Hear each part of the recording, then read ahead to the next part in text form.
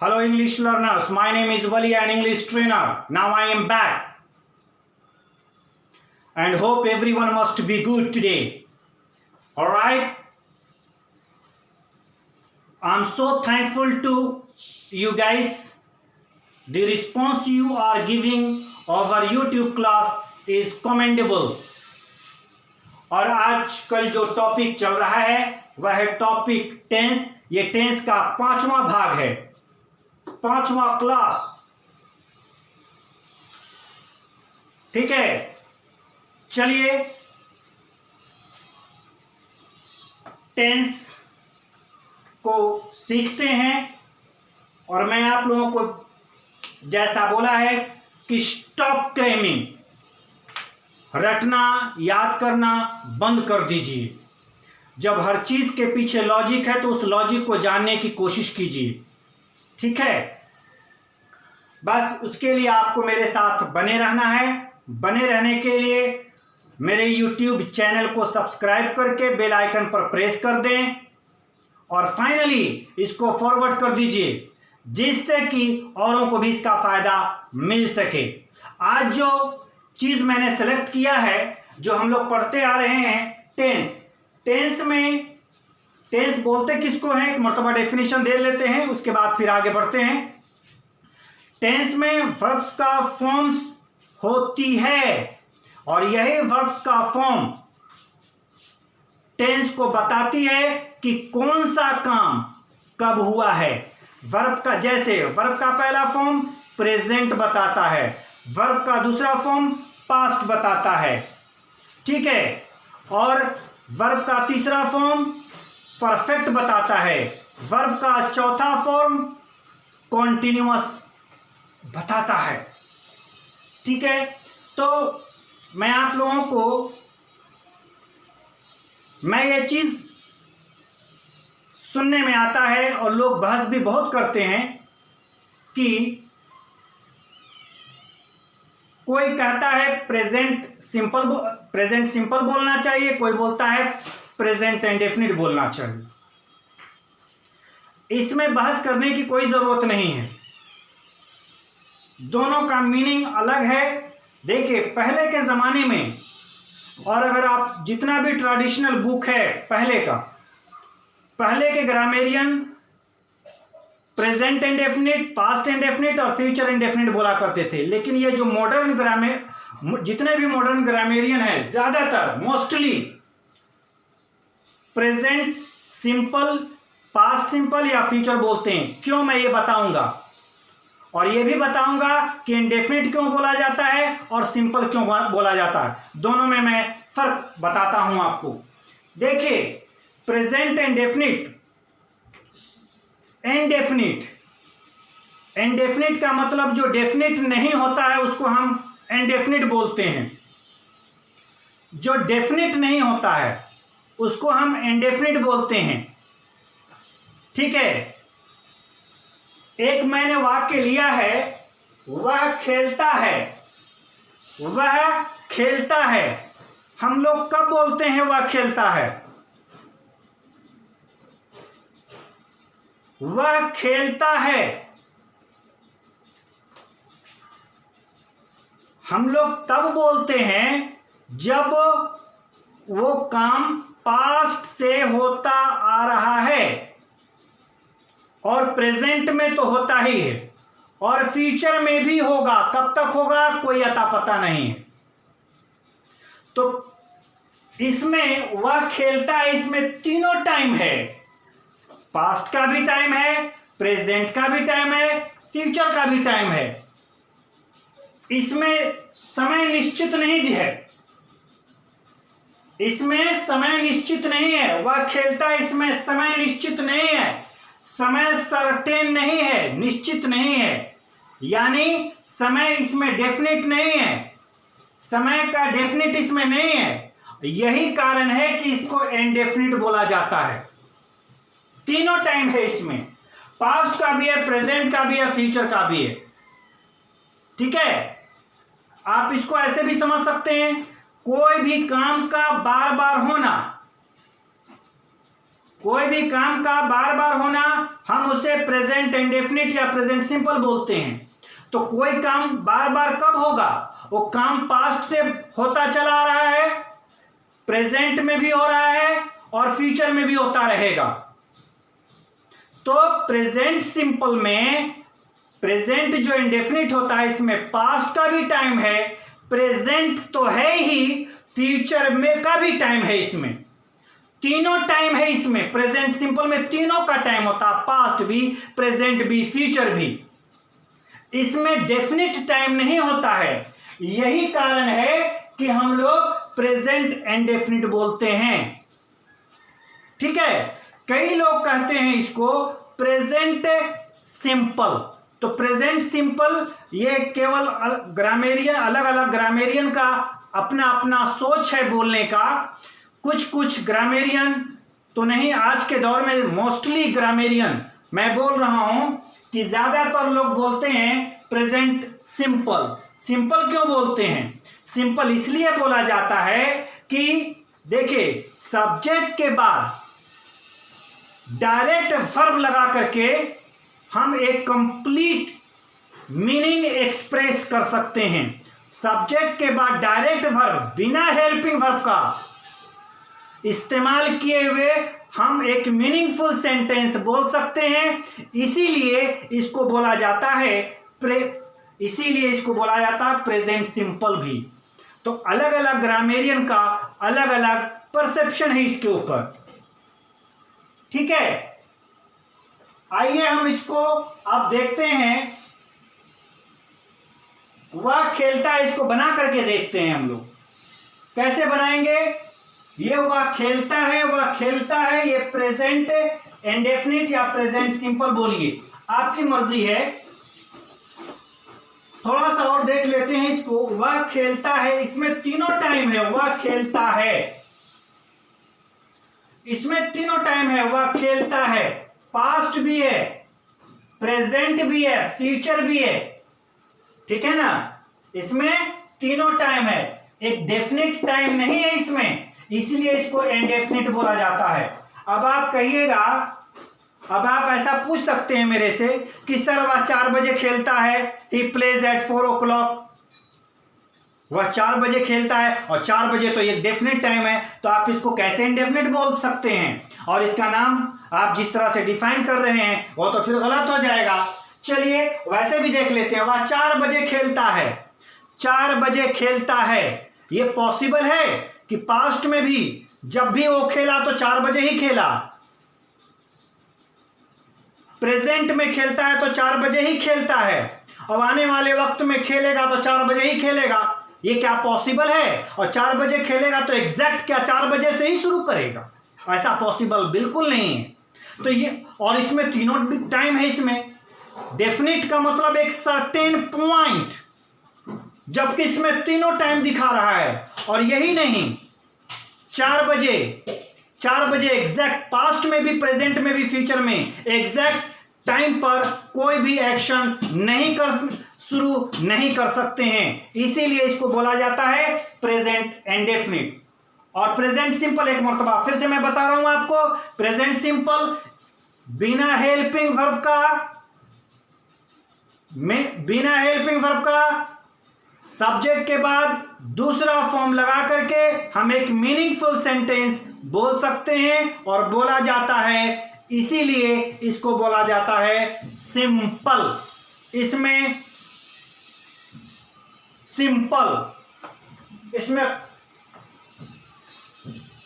Helping verb नहीं रहता है प्रेजेंट सिंपल में, पास्ट सिंपल में भी नहीं, हेल्पिंग वर्ब नहीं है।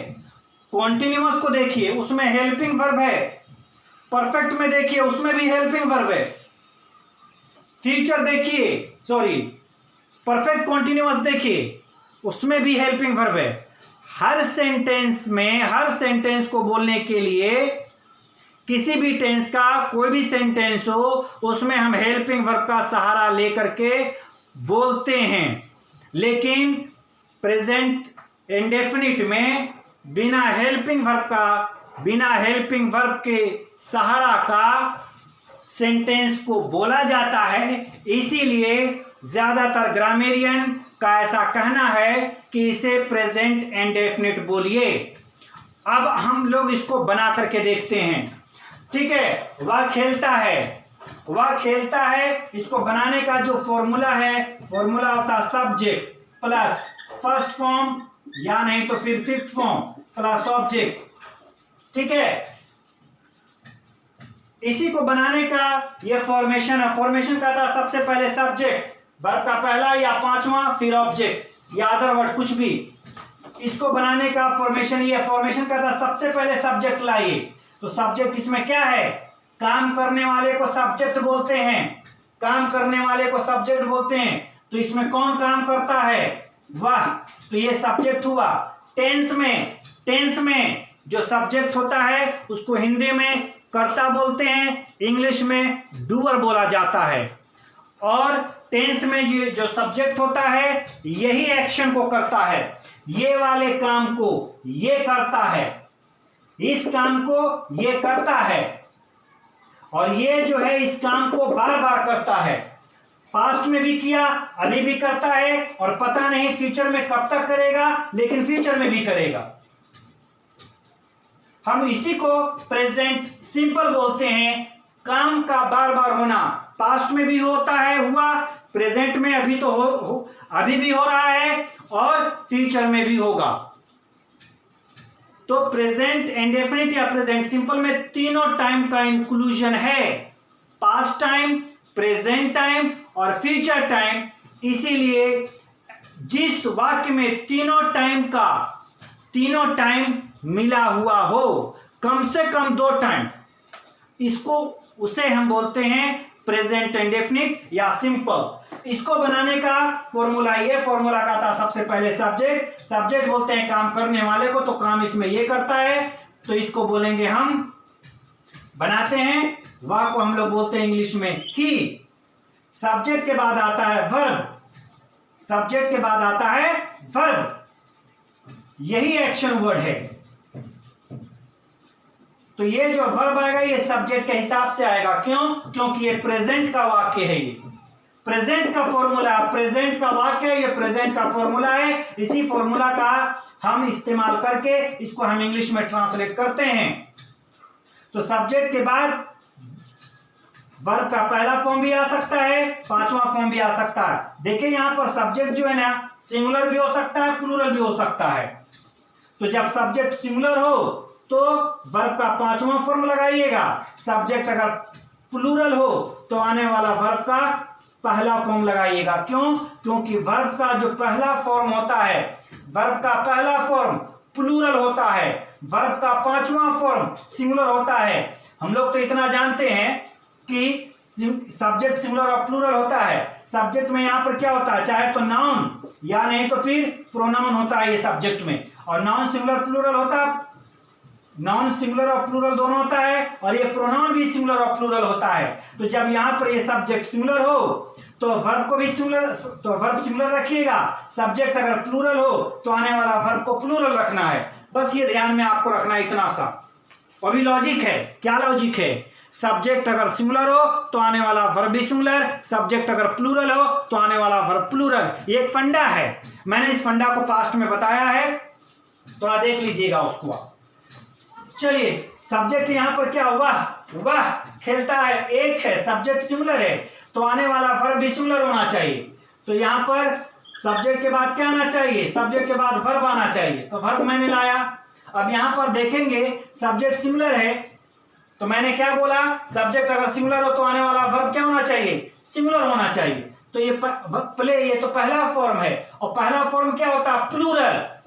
जब तक वर्ब में एस, ईएस और आईएस ना हो तब तक उसको हम क्या नहीं बोलते हैं, प्लूरल नहीं बोलते हैं। जब वर्ब के आखिरी में एस, ईएस और आईएस लग जाता है तब हम उसको प्लूरल, सिंगुलर बोलते हैं। पर सभी ऐसा वर्ब नहीं होता है, सभी वर्ब में कई ऐसा वर्ब होता है जिसमें एस, ईएस और आईएस नहीं लगाते हैं। कई ऐसा वर्ब जैसे हैव एक ऐसा वर्ब है जिसमें एस और एस लगा करके ही वो हैज बना हुआ, उसमें नहीं दिखता सफिक्स कि एस और ईएस है, लेकिन हैज कोई दूसरा वर्ड नहीं है, हैव का ही वो सिंगुलर फॉर्म है, हैज। ठीक है ना। तो ये सिंगुलर है अभी और ये प्लूरल है। वर्ब भी सिंगुलर और प्लूरल होता है। वर्ब भी सिंगुलर और प्लूरल होता है, नाउन ही सिंगुलर और प्लूरल नहीं होता। वर्ब भी सिंगुलर और प्लूरल होता है। वर्ब में जब एस, ईएस और आईएस लगाते हैं तो वह वर्ब सिंगुलर हो जाता है, लेकिन नाउन में उल्टा है। कैसे? नाउन में जब एस, ईएस और आईएस लगाते हैं तो वह नाउन प्लूरल हो जाता है, लेकिन वर्ब में, एक्शन वर्ड में, वर्ब में, क्रिया में, कार्य में अगर उसमें आप एस, ईएस और आईएस लगाते हैं तो वह एक्शन वर्ड, वह वर्ब, वह सिंगुलर कहलाता है। ठीक है ना? तो अभी ये सिंगुलर है और जब सब्जेक्ट सिंगुलर हो तो आने वाला वर्ब भी क्या होना चाहिए? सिंगुलर। तो यहां पर एस लगा दीजिए। अब ये सिंगुलर है तो ये सिंगुलर हो गया। सिंगुलर के साथ सिंगुलर, ये आप सेंटेंस सही है। वह खेलता है, वह खेलता है। अब इसी चीज को हम बनाएंगे पास्ट में। वह खेला, वह खेला, या नहीं तो फिर वह खेला था, वह खेला था, या नहीं तो फिर वह खेल लिया, वह खेल लिया, या नहीं तो फिर वह खेला है, वह खेला है। और इसको बनाने का जो फॉर्मेशन होता है, subject plus second form verb का प्लस लास्ट में होता है, उसको बोलते हैं अदर वर्ड। ठीक है? वह खेला, वह खेला था, वह खेल लिया, वह खेला है। ये पास्ट इंडेफिनिट का है ये, जिसको आप पास्ट सिंपल भी बोल सकते हैं, मर्जी आपकी है। ठीक है ना? बहस करने की जरूरत नहीं है इसमें। आप चाहे पास्ट सिंपल बोलिए या पास्ट इंडेफिनिट बोलिए, मैंने इसका शुरू में ही अभी डिफाइन किया है। वह खेलता है, ये प्रेजेंट का है, खेलता है। मैंने हैबिट बताया, और हैबिट पास्ट में भी होता है, प्रेजेंट, वही चीज प्रेजेंट में किया करता है और फ्यूचर में भी करेगा, उसको हम हैबिट बोलते हैं। आप ऐसे भी समझ सकते हैं। और अगर कोई काम हो गया, कोई इंसान कोई काम कर लिया, तो उसको हम पास्ट में बोलेंगे। वह खेला, वह खेला था, वह खेल लिया, या वह खेला है। इसका मतलब ये नहीं कि प्रेजेंट परफेक्ट में ही बनेगा, नहीं। ये चारों का मीनिंग एक ही निकल करके आ रहा है। क्या मीनिंग है? कि खेलने का काम हो गया। जब खेलने का काम हो गया तो पास्ट का है जी, और पास्ट के लिए सेकेंड फॉर्म का इस्तेमाल करते हैं। पास्ट का मतलब वर्ब का सेकेंड फॉर्म, वर्ब का पहला फॉर्म का मतलब प्रेजेंट, और पास्ट का वर्ब का दूसरा फॉर्म का मतलब पास्ट टेंस। ठीक है? तो ये चारों को तरीका अलग अलग है बोलने का, लेकिन चारों का मीनिंग अलग है। हाँ, ये वाला जो आप नीचे में देख रहे हैं, वह खेला है, वाक्य के हिंदी में तो है। इसको हम प्रेजेंट परफेक्ट में भी बना सकते हैं और पास्ट सिंपल इसमें भी बना सकते हैं। पास्ट सिंपल में लास्ट वाला वाक्य को, वह खेला है, इसको हम पास्ट सिंपल में भी बना सकते हैं। क्यों? क्योंकि खेलने का काम हो गया। और इसको प्रेजेंट परफेक्ट में भी बोल सकते हैं। ठीक है? क्यों?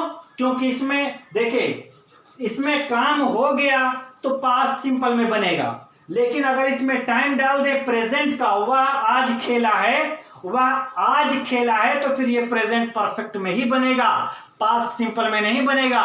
क्योंकि पास्ट सिंपल का मतलब होता है जो काम पास्ट में हुआ, जो काम पास्ट में हुआ उसको बोलते हैं पास्ट सिंपल। वह आज खेला है, अगर इसमें आ जाए वह आज खेला है, तो आज क्या है? प्रेजेंट का वर्ड है, तो वह प्रेजेंट परफेक्ट में ही बनेगा फिर। लेकिन ये वाला जो चीज है, वह खेला, इसमें अभी टाइम नहीं है। जब टाइम नहीं है, ना तो इसमें पास्ट का टाइम है ना प्रेजेंट का टाइम है, बस इतना दिया हुआ है कि वह खेला है, तो पास्ट सिंपल में भी इसको बना सकते हैं, प्रेजेंट परफेक्ट में बना सकते हैं, मर्जी आपकी है। ठीक है? तो इसको हम चारों का मीनिंग एक ही है, बोलने का तरीका अलग अलग है। हिंदी में ठीक है, किसी में था है, किसी में लिया है, किसी में लिया है, किसी में था, किसी में खेला। अब इसको बनाने का फॉर्मूला ये है, पास्ट सिंपल का फॉर्मूला, सब्जेक्ट के बाद डायरेक्ट दूसरा फॉर्म, कोई भी हेल्पिंग वर्ब नहीं होता है, इसलिए बोलते हैं इसको पास्ट सिंपल। बिना हेल्पिंग वर्ब के, बिना ऑक्सिलरी वर्ब के पास्ट सिंपल का जो सेंटेंस होता है, इसीलिए इसको बोलते हैं पास्ट सिंपल। मैं सारी चीजों को मैं बता रहा हूं, I am not teaching you, I am trying to get you so that learning okay. मैं पढ़ाने नहीं आया हूं, मैं सिखाने के लिए आया हूं, आप सीखने की कोशिश कीजिए। चलिए तो बनाते हैं इसको। इसी को बनाने का सिस्टम है। सिस्टम का सबसे पहले सब्जेक्ट बोलते हैं काम करने वाले को। काम करने वाला कौन है इसमें? वाह का अंग्रेजी होता है ही। पास्ट में सिंगुलर और प्लूरल का चक्कर बिल्कुल नहीं होता है, और सिंगुलर में, पास्ट में सिंगुलर और प्लूरल का चक्कर नहीं, इसीलिए तो केवल एक ही फॉर्म है। पास्ट कंटिन्यूअस में दो हेल्पिंग वर्ब होता है, और पास्ट कॉन्टिन्यूअस में दो हेल्पिंग वर्ब होता है, इसलिए उसमें सिंगुलर और प्लूरल है। जहां पर एक से ज्यादा वर्ब होता है वहां पर सिंगुलर और प्लूरल होगा ही होगा।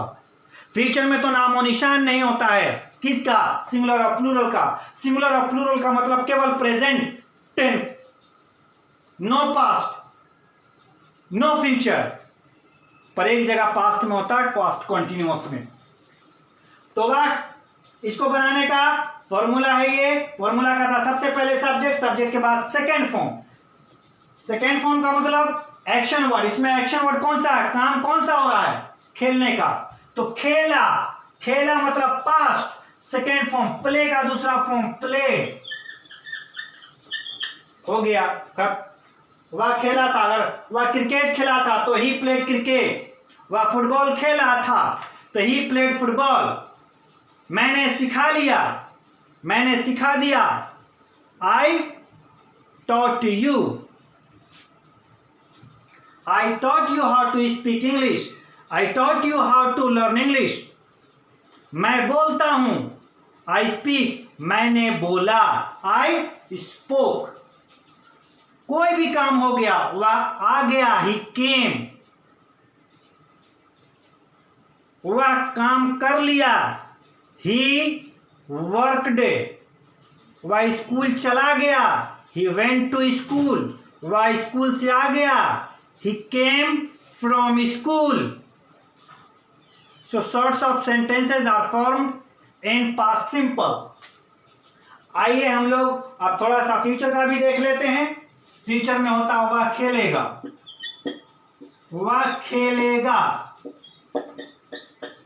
फ्यूचर का जो फॉर्मूला होता है subject plus will shell plus first form, और कुछ है तो लास्ट में रखते हैं। देखिए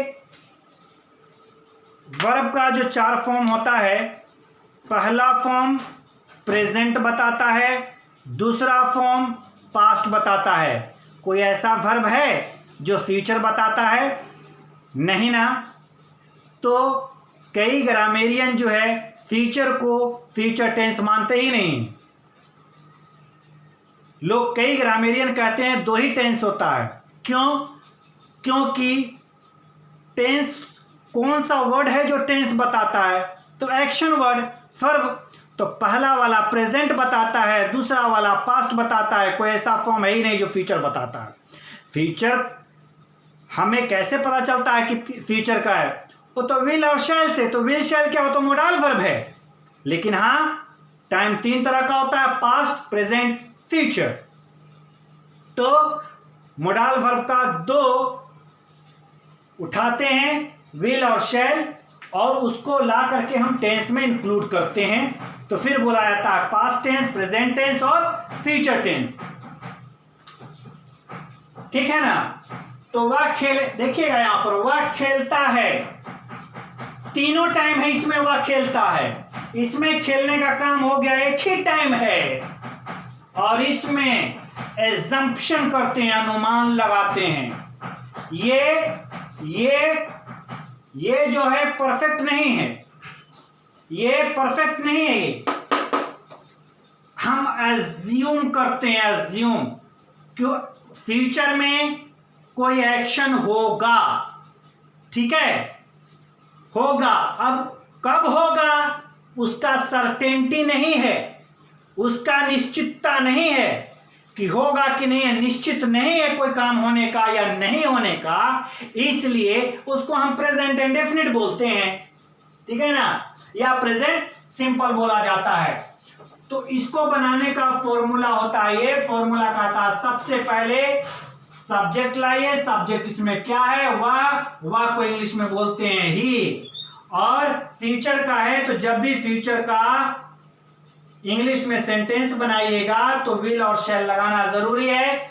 विल और शैल सभी सब्जेक्ट के साथ आप विल लगाइए, कोई दिक्कत नहीं है, स्पोकन में भी रिटन में भी। बस एग्जाम में थोड़ा सा आपको ध्यान देना है कि अगर आपका फिल ब्लैंक दे देता है और वहां पर आई और शैल अगर सब्जेक्ट है ना, तो वहां पर केवल आपको शैल का इस्तेमाल कीजिएगा। शैल का इस्तेमाल आपको करना ही है तो आई और वी के साथ कीजिएगा, और नहीं तो सभी सब्जेक्ट के साथ विल का इस्तेमाल कीजिए बोलने में और लिखने में। एग्जाम में केवल आई और वी के साथ शैल का इस्तेमाल, एग्जाम में जब आपको फिल द ब्लैंक्स हो वहां पर, तो वह खेलेगा ही विल, वह सब्जेक्ट है, ये फ्यूचर बताता है, ये फ्यूचर खेलने का काम।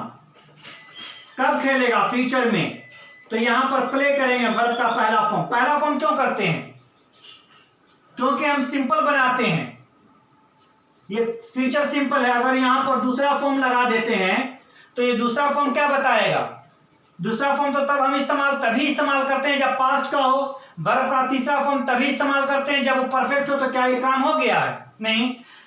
वर्ब का फोर्थ फॉर्म तभी हम यूज करते हैं जब कोई काम जारी है। तो ये क्या काम जारी है, नहीं। तो कौन सा फॉर्म इस्तेमाल करेंगे, वर्ब का पहला फॉर्म इस्तेमाल करेंगे। बहुत ही क्लियर है ये। तो ही विल प्ले। गाइस अब हम ऐसा करते हैं कि इसको अब हम लोग एक एक करके, आज जो मेरा था टॉपिक की ये था कि कई लोग बहस करते हैं और समझ में कई लोगों को नहीं आता है। कहीं पर बुक में लिखा रहता है प्रेजेंट सिंपल, कहीं पर लिखा रहता है प्रेजेंट इंडेफिनिट, तो लोग कंफ्यूज हो जाते हैं। एक चीज का दो नाम है और कोई बात नहीं है। एक इंसान है, उसका एक नाम माँ बाप दिया, और उसका एक्टिविटीज देख करके, उसकी अदाओं को देख करके, उसके एक्सप्रेशन को देख करके गांव वाले स्कूल में कॉलेज में कोई और दूसरा नाम दे देते हैं। वही बात है यहां पर, ठीक है ना। पहले के जमाने में लोग इंडेफिनिट बोला करते थे, आज के मोस्टली ग्रामेरियन क्या करते हैं कि सिंपल बोलते हैं। तो एक चीज का दो नाम है, उसमें not required to argue over that. आज के लिए इतना ही, ठीक है, दैट्स इट फॉर टुडे। फिर हम आपसे मिलते हैं अगले वीडियो में। लेकिन अब जो हम पढ़ेंगे एक एक करके पढ़ेंगे। देखिए हम टेंस को बहुत जो है ना 5, 10, 15, 20 मिनट के वीडियो में खत्म नहीं कर सकते, ऐसा पॉसिबल है ही नहीं। अगर आपको इंग्लिश सीखना है तो गहराई में जाना पड़ेगा, और नहीं तो जिंदगी भर पढ़ते रह जाएगा, कुछ नहीं होने वाला है। लेकिन हाँ, अगर आप मेरे साथ 6-7 महीना बने रह गए तो मैं आपको ये गारंटी देता हूं कि इंग्लिश आपके लिए आसान हो जाने वाला है और इंग्लिश आप सीख जाइएगा। That for sure. Bye bye.